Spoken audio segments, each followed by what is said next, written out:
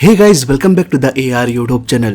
और 4 नवंबर 2024 Indian air force का एक विमान MiG-29 एक ट्रेनिंग एक्सरसाइज के लिए उड़ान भरा।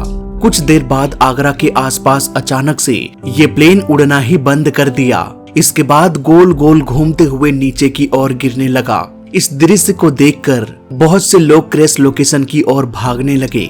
वहीं पर मौजूद एक शख्स ने इस घटना को अपने कैमरे में फिल्माया। इस क्लिप में हम देख सकते हैं कि किस तरह से ये गोल गोल घूमते हुए नीचे की ओर गिर गया। गिरने के तुरंत बाद प्लेन में आग लग गई। प्लेन के टैंक में ढेर सारा फ्यूल भरा हुआ होगा, तो जाहिर सी बात है आग बहुत भीषण लगी होगी।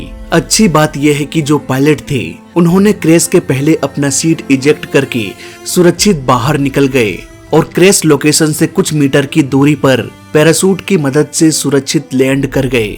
ये क्रैश ओपन फील्ड में हुआ था, कहीं कोई घर या प्रॉपर्टी का नुकसान नहीं हुआ। आई विटनेस ने कहा कि ये प्लेन दूर से ही लड़खड़ाने लगा था। पायलट ने अपने डायरेक्शन को मोड़ते हुए सुनसान एरिया की ओर ले गया और क्रैश करा दिया, जो कि होना ही था। पायलट को ट्रेनिंग में भली भांति ये सिखाया जाता है कि अगर क्रैश की नौबत आ जाए तो हमेशा ऐसे एरिया में क्रैश कराना जहां पॉपुलेशन ना हो। इस हादसे में एक ही पायलट थे, वो अकेले ही प्लेन उड़ा रहे थे और वो अभी सुरक्षित हैं।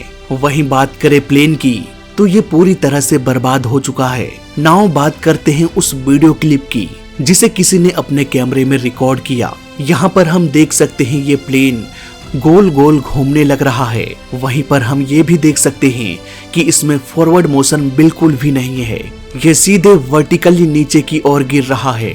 इसे हम फ्लैट स्पिन कहते हैं। ऐसा नॉर्मली तभी होता है जब प्लेन का स्पीड इतना स्लो हो जाता है कि ये उड़ान भरना ही बंद कर देता है और गिरना शुरू कर देता है।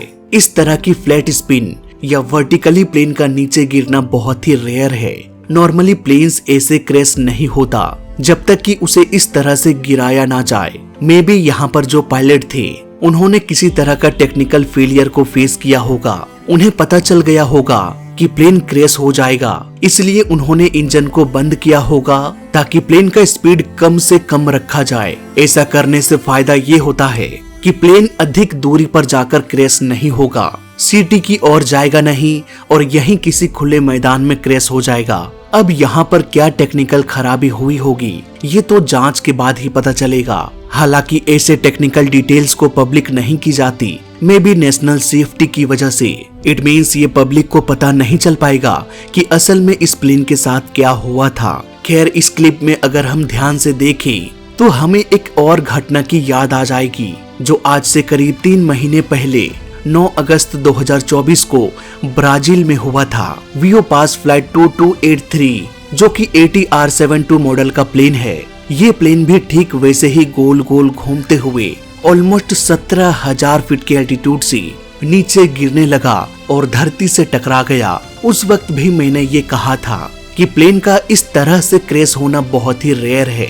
अगर हम दोनों फुटेज को मिलाकर देखें तो हम साफ साफ देख सकते हैं दोनों ही ऑलमोस्ट एक ही तरीके से क्रैश हुआ है। हालांकि अभी ATR का इन्वेस्टिगेशन चल ही रहा है, लेकिन इनिशियल इन्वेस्टिगेशन से ये पता चला है कि इस प्लेन के फ्यूल सिस्टम में आइस जम गया था, जिसकी वजह से इंजन बंद पड़ गया होगा और प्लेन नीचे गिरने लगा। यहाँ पर पायलट ने किस तरह से प्लेन को कंट्रोल किया होगा कि ये गोल गोल घूमने लगा, इसका पता लगाना अभी बाकी है।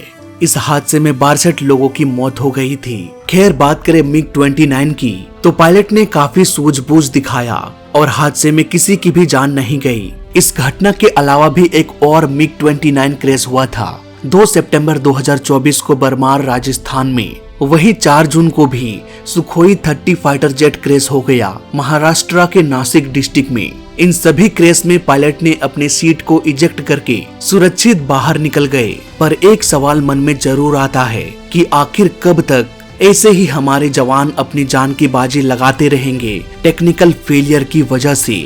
पता नहीं, इसका इन्वेस्टिगेशन रिपोर्ट तो आएगा नहीं, इसलिए इसका डिटेल वीडियो भी नहीं आएगा। बाकी अभी हाल में ही पता चला है कि पाकिस्तान इंटरनेशनल एयरलाइन नीलामी के कगार में आ चुका है। पाकिस्तानी गवर्नमेंट इसे बेचना चाहती है, लेकिन कोई भी खरीदार नहीं मिल रहा है। पाकिस्तान एयरलाइन पूरी तरह से बर्बाद हो चुका है।